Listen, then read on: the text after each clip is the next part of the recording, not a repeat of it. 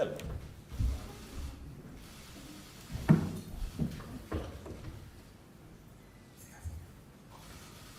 Hello everyone, I think we all know why we're here, so we're not going to make an introduction, but please keep to one question at a time so that we can go through as many people as possible.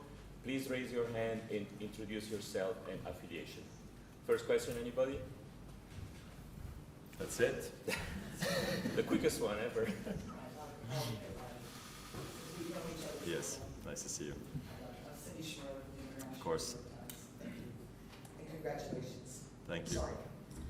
Roger, what do you think Reto Schmidli, to whom you lost your first junior match 6-love, would make of your career, and what would Peter Carter be saying today?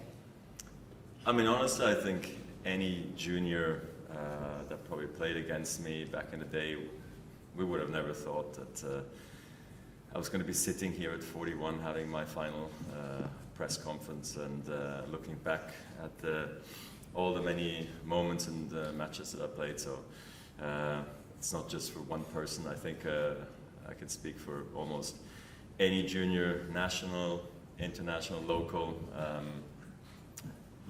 because you do not think that far, you know. When you have a vision of being a champion, you see yourself winning one tournament or maybe becoming world #1, but not many, many times in a row and staying there for as long as I did. So that was definitely very special. Look, with Peter, obviously, it's so unfortunate that he didn't see me getting to the top of the ranking and seeing so many of my most incredible victories, but at the same time, he was instrumental to my game, to my personality. He was not just a bigger brother, but he was also a mentor and a great coach. And if I played the way I played, you know, with my technique, it's probably a lot to do with him. And then after that, all the other coaches that came along. So I've been so fortunate, you know, to have the right coaches at the right time, and I felt that I learned from each and every one a lot, and it's been a great career. Yeah. Roger, Mike Dixon from the Mail. Could you update us on sort of what your playing possibilities and plans here are today? And if you do only play doubles, how will that kind of sit within the rules of the competition? Yeah, but that was my concern as well, a little bit going in, of course. This is an event, an ATP event that I don't want to mess with, you know, but at the same time, I know my limitations, and this is why I asked Björn if it was okay if I play maybe just one doubles, and I guess that one would have to be on Friday night, and then I guess Matteo would come in for me and then have to play on Saturday for me. Björn said, obviously, of course, that's totally fine. Björn spoke to John as well. They spoke to the tournament and the ATP if that was okay, and everybody said that was fine. So, so here I am trying to prepare for one last doubles, and we'll see with who it is. And I'm obviously, I don't know, I'm nervous going in because I haven't played in so long, and I hope it can be somewhat competitive. Roger, it's Laura from the BBC. There's been a lot more openness in the last few years about mental health in sport and in tennis as well. I just wondered if you could share the mental strain that both the injury and then your decision about the retirement has had on you. Rehab was easy. Sure, there's ups and downs, and sometimes you're a little frustrated, but for the most part, I enjoy being home. Been on the road for so long, so no issues there. I get scared going into surgeries because I know it could mean the end of my career, so that has always been, I guess, the most emotional and most scary moment for me before I go under. But yeah, I mean, things are different nowadays with the pressure that the players feel. No need to feel sorry for us, you know, but we have to deal with it one way or another. But it's definitely not always easy. But I feel like for the most part, I made it work. Had a great team around me, I guess, because it didn't change very often. I had a really good, solid base, and I knew I could always speak openly to everybody, and everybody would tell me their honest opinion. I think that kept me grounded and kept me going. Hi, Roger. Howard Fendrich with the Associated Press. Could you take us through a little bit the process that led to this decision, how it came about, and what made you decide finally that this would be the end of your playing career? And I'd also like to ask, you used the word bittersweet in your farewell note. What to you is the most bitter part of this, and what's the sweetest part? Yeah, I mean, I guess there was a certain process that started at the beginning of the summer, you know, where you tried to go to the next level in training, and I could feel it was getting difficult. So obviously at that point I knew any hiccup, any setback for that matter, was going to be the one potentially. So that you're going to have harder moments, or that where you push too hard and you have to pull back a little bit. It's normal in rehab, because you always got to stay in that corridor of doing enough but not too much. And I actually like that challenge, because I really have to be in tune with my body and with my team, of understanding how far can I go. And then I think over the course of a few weeks and months there, we just have to really be careful, and almost to a certain level too careful. And then I guess I was also getting more tired, as you have to put in more effort into it to be able to sort of believe that it was going to turn around. You start getting quite pessimistic, and then I got a scam back, which also wasn't what I wanted to be. And at some point you sit down and go, okay, I mean, we're at an intersection here, at a crossroad, and you have to take a turn. You know, which way is it? And I was not willing to go into the direction of let's risk it all. I'm not ready for that. I always said that was never my goal. I can't believe, if I look back at the last few years, that I went through the surgeries that I had to go through. For me, it was always clear that I was going to end my career with no surgeries, you know, before 2016. And even 16 was a tough year, getting back from it. So any suggestions there from my side would be don't have surgery if you don't have to, and just take the necessary time to come back, because it is brutal.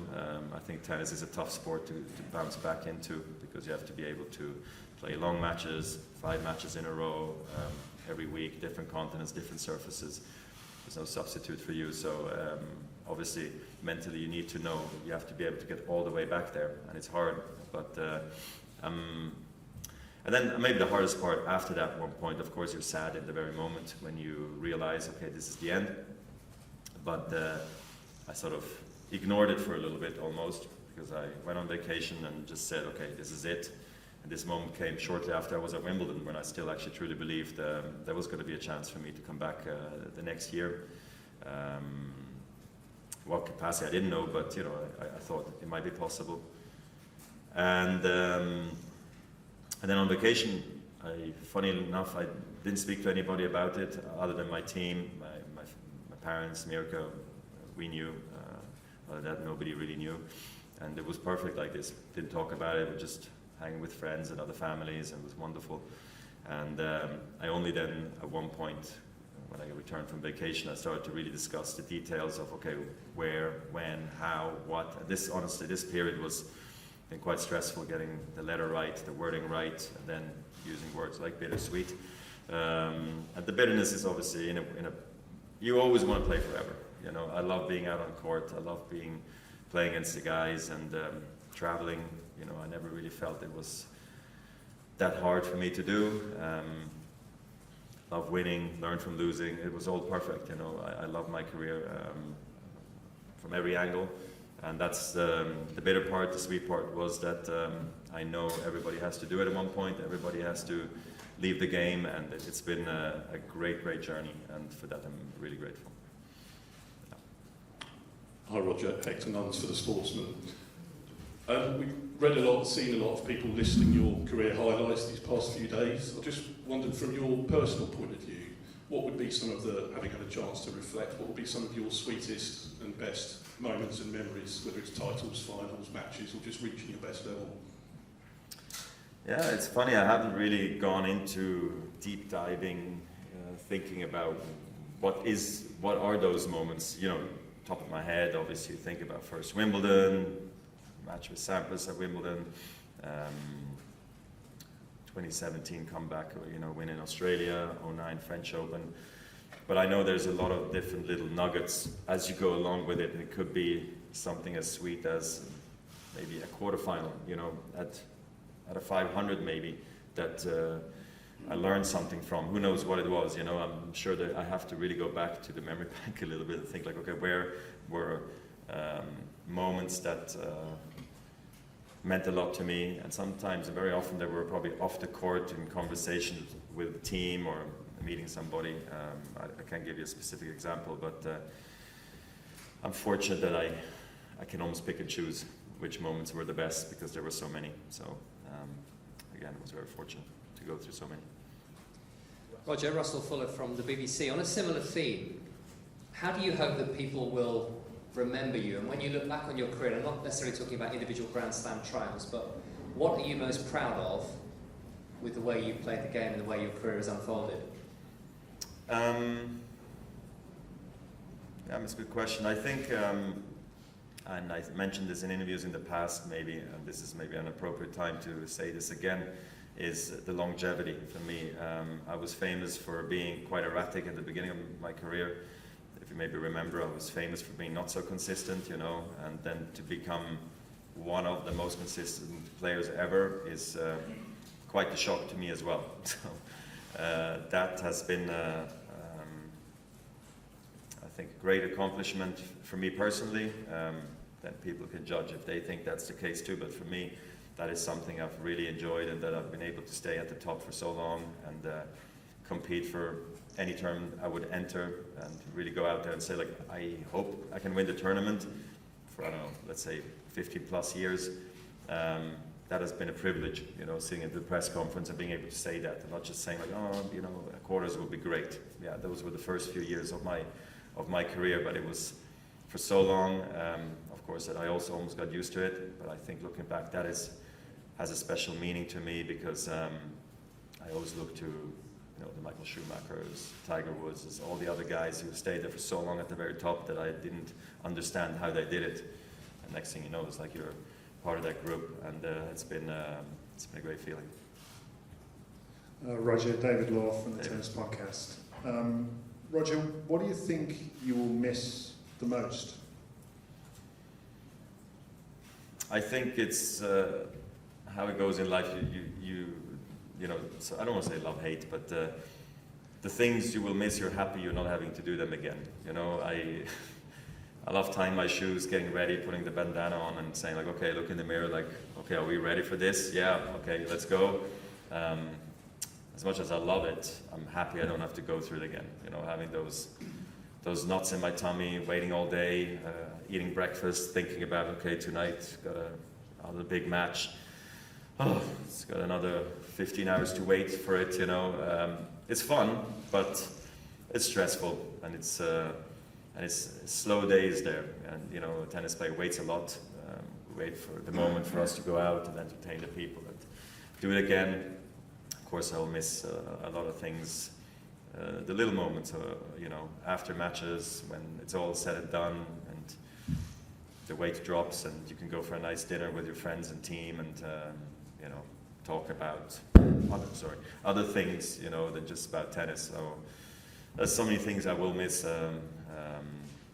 But of course, the fans are at the center of everything.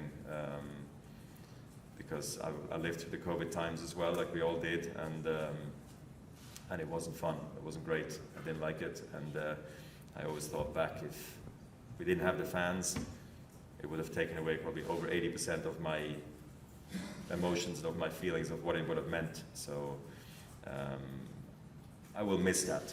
You know, just every interaction on the court, off the court, running into people. I don't know where. Okay, that will still probably happen sometimes, but not at events as much anymore, and signing autographs, even though someone's like, oh, I have to sign again. But you know, there's these little interactions, and I know these people came from a really far away place, sometimes spent a lot of money and took time off of their vacation or even off from work.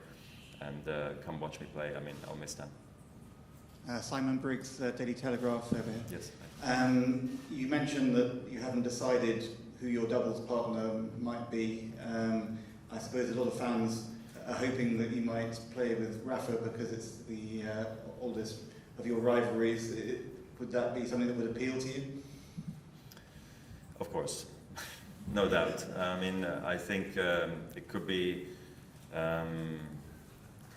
quite a, I don't know, a unique situation, you know, that if it were to happen, that for as long as we battled together to having had always this respect for one another, the families, our coaching teams, we always got along really well, and for us as well to go through a career that we both have had and to come out on the other side and being able to have a nice relationship, I think is maybe a great message as well to not just tennis but sports, but maybe even beyond. And I think for that reason it would be great. I don't know if it's going to happen, but I think it could be obviously a special moment. Hi Roger, Simon Campbell, ESPN.com. From watching all your interviews over the last day or so and reading everything you said, and again today, it seems like you're handling it all very well and you accepted it. Are you surprised how well you accepted it, given all your achievements on the court? Yes. I was in a very, I guess, worried, scared place to face the music, the media, the fans, and everything, and being able to talk about it in a normal fashion without getting emotional, just because I know how much it means to me, but I feel like I probably went through a lot of different stages. I don't know if you can call it grieving, you know, and then you get to and I really don't want it to be a funeral. I want it to be really happy and powerful and party mode rather than the other side. And that for me was my first thing. I said, if I retire and wherever I announce it, it has to feel like it's gonna be fun and not everybody like, oh, I'm so sorry, are you okay? Like, no, yeah, I'm okay, but I want to be happy, you know. And for that reason, I think that was also the part where I talked about, didn't want to think about it because I was not ready to, in my picture, seeing myself speak on a tennis court was impossible at that moment. And I think going through that has helped me a lot, that I can be here today. Hi, Roger. Manu Santos from Agencia F. How do you feel when you see that a world number one like Carlos Alcaraz said you have been his idol during his childhood, and he's very sad that he's never going to be able to play a competitive match against you? Yes, of course. It's disappointing. I was never able to play against him. Of course, I watched him closely, what he did at the US Open and throughout the year. It's been fantastic, and I always said there will be always new superstars in the game, and he's one of them. And the game is bright. I know sometimes people don't tend to see that or think that. It was the same thing when Pete and Andre left. I thought, okay, well, what we have here now. Guys who win slams, there's never the same winner. Well, they got the same winners for a lot of years. It was Rafael, Novak, myself, and Murray and Stan. So for me, it was nice to see, you know, because that's what I always thought. I have a funny anecdote with Carlos because I practiced with him at Wimbledon one year when he was, I think, playing the juniors, and I thought he played well. You know, it was good practice, whatever. Just another warm-up, I think it was. And when Carlos was there, I was more excited to see him, obviously, because he's my guy. And then the next 2 days later, I guess, or the next day on my day off, very often when you practice with somebody, you practice again because you just have, and if the practice was good, it was just simple as to call again and say, like, you want to do it again? But I said I want to hit with Juan Carlos, not with Carlos, because just I would like to see, you know, practice with him, and I'm super laid back in practice anyway, and I ended up practicing with Ferrero. It was great. He didn't miss a ball. He could still be on tour, so I'm really happy for him also in particular that they're being this successful. Yeah. Roger, at the back, Craig Gabriel. Yes. You were saying you're satisfied with the decision. How much easier, if it was that made because of the last year where you hadn't played, you'd been with the family and the kids all the time, that you hadn't been at tournaments? So did that make it any easier? And once this week is over, what's the first lot of things you're going to do? I mean, number one, I'm not satisfied. I'm happy. I'm happy with the decision because I know it's the right one. I thought about it. I've had a lot of time to let it sit. I mean, it's been a few months now. It's been rather stressful not having it leak out, and it's more worried about everybody around me who knew about it, who was getting asked every single day, how's Roger, how is Roger's knee, and when is he coming back? And they all very well knew what the situation was, so I'm sorry for them that they had to go through this, but so I think we're all relieved. At this point it's out. I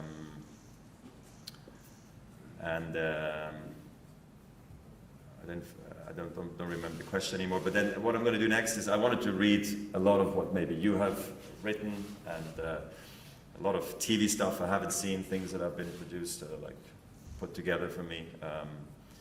I haven't seen really, to be honest. I didn't plan it through exactly every step of the way what was going to happen. I just said I think it's a good moment to announce it on Thursday last week, because it gives people the time to either travel to London or, you know, just give a bit of a heads up instead of announcing it like, let's say, like today.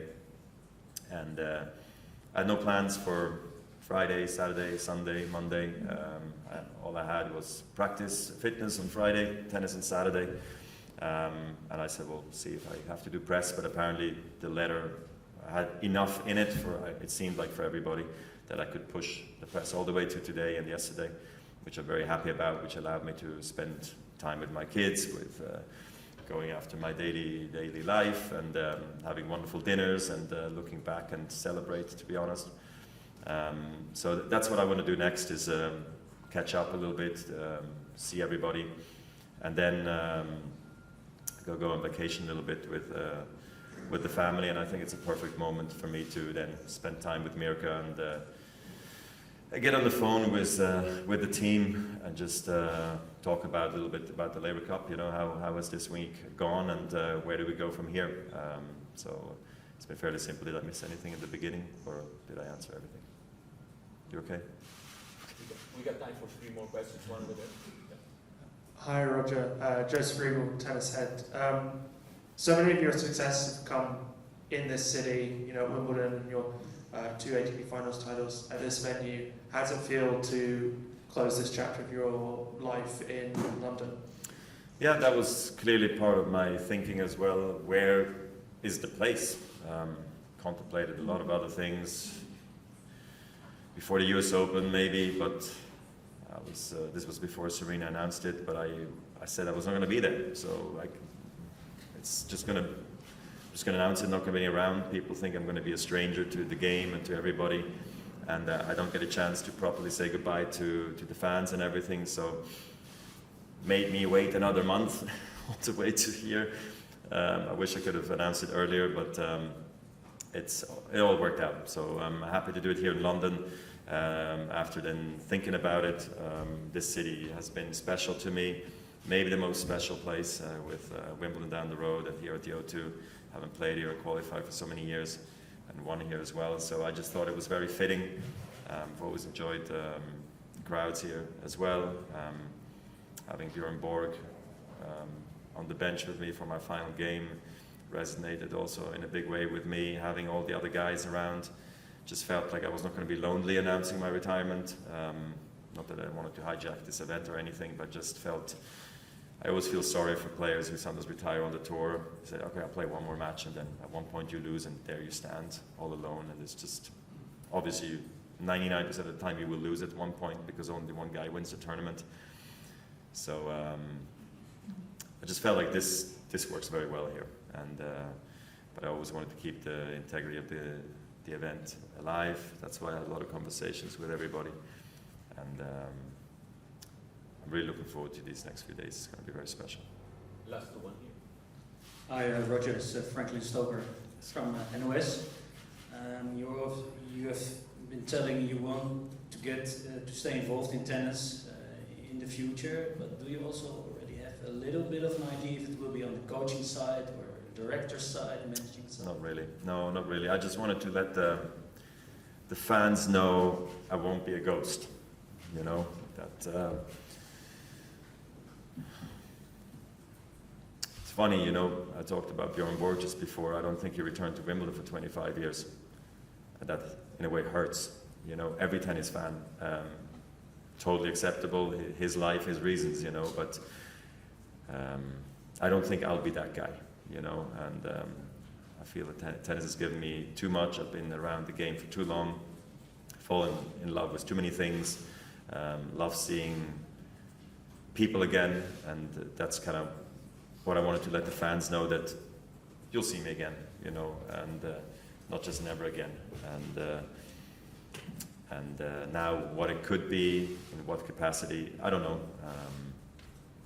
So I still have to think about it a little bit, but give myself time. Yeah. Hi Roger, it's Stephen Higgins from RT Radio in Ireland. And just wondering, we all talk about the beautiful shots and the footwork, but how important has resilience and grit been in winning the big matches that you have in your career? Yeah, people won't talk about that, that's fine. They will talk about the other things, which I'm very happy and very proud of as well. But you need everything, you know, especially grit and fight and all that toughness to come through and stay at the top for as long as I did. I think it's logical. It's not gifted or handed to you just to have that. For some other players, it's maybe easier to have that. It's like more ingrained in their DNA. I feel like I had to go find it and take care of it, which maybe is harder in my position. Me, I was more lucky to was more gifted with racket head speed or that stuff. But so yes, I'm proud of how far I've come, because I know that this was something I really struggled with early on. I was criticized a lot heavily, maybe sometimes even unfairly or unfairly, whatever it is. Why wouldn't I fight more when losing? Because they thought when I lost I didn't give it all I had, even though I care probably more than most players. So I didn't quite understand what that meant. Do I have to grunt? Do I have to sweat more? Do I have to shout more? Do I have to be more aggressive towards my opponents? What is it? It's not me. I'm not like that. It's not my personality. And a lot of people then told me, well, you have to be tougher and not so nice maybe, you know. And I tried, but it was all an act. And I said, well, I'll try it a nice way. Let's see where it takes me. And let me try to just be normal and be myself. And I'm very happy I was able to stay authentic and be myself for this long. Of course, I had to adapt to all these different curveballs being thrown at me, but I'm very happy I was able to have a good relationship with players, tournament directors, press as well, and that's why I think I had as much fun on the tour as I had. So I think it was probably a good mindset for me. We'll actually have two more. One first row here.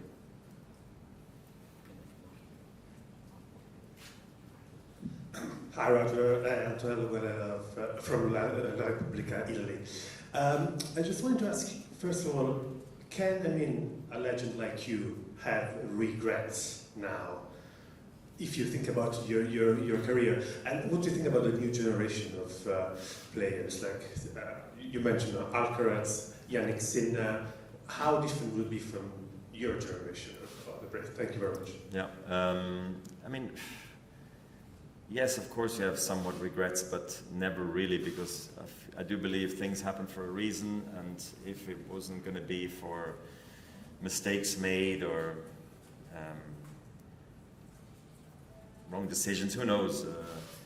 Those is what made me grow as well, and I'm happy it happened the way it did.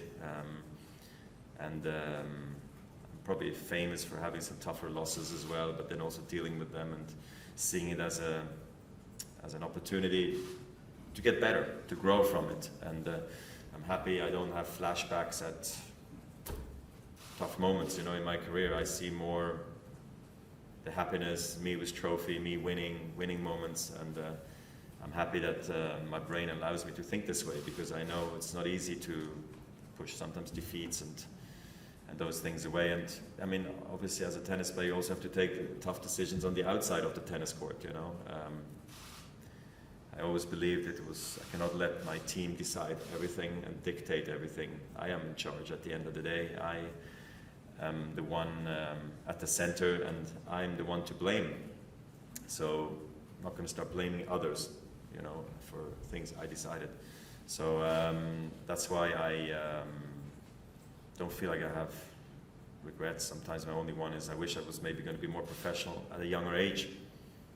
But I know that this would probably backfire at me as well in a really bad way, that I would have lost my hunger and fire way earlier, because I would have thought that this is not, I'm not enjoying myself.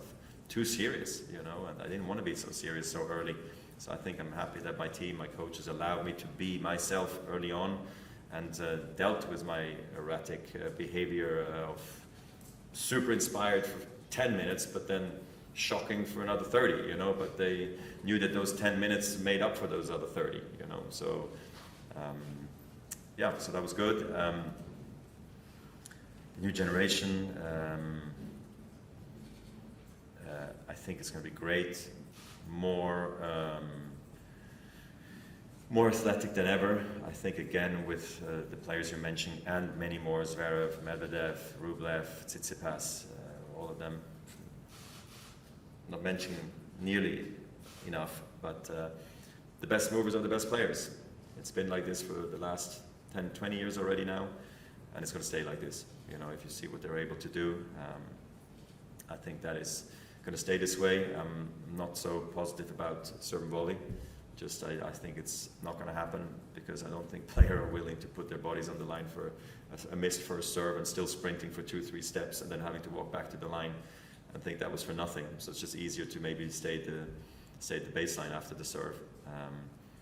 And then of course it's a full-on blown mindset, you know, the serve and volley play. But I think there is definitely ways to have an all-court game, a transition game, which I loved playing. I loved my half volleys. I loved my transition game, and I learned from the generation before me, Henmans and so forth, or Sampras. I knew if I hit it onto the service line, that is an approach opportunity for my opponent. They're coming. So that's why I better play it 1 meter to the baseline, and then I can keep them back. Anything short, they're coming in. And nowadays that is not the case, but that's fine. You know, I still think tennis is going to be really exciting, and we probably don't know in which way it's going to go exactly, but we'll see some ridiculous defending, some unbelievable power, and great personalities, and I'll be the #1 fan, so it's going to be all good. Very last one, Martin. Hi Roger, it's Martin Herman from Reuters. The greatest of all time debate, I guess, will go on forever. Does it bother you where you stand in that debate, or are you just particularly proud that you were the sort of trailblazer that initiated this golden era? I'm definitely very proud. I'm very happy where I sit. One of my big moments, of course, was winning my 15th slam at Wimbledon, you know, when Pete was sitting there. Anything after that was a bonus. That was the record, you know, and then of course there was other records along the way. But then of course nowadays, I think, and it will only increase, players will want to chase records, and it's true at some point I kind of probably did as well, but not the first years until it really, I got closer to Pete's record. For me, it was about how did I manage my schedule? Was I happy on and off the court? Did I like my life on the tour? And I did. I think I had the best of times.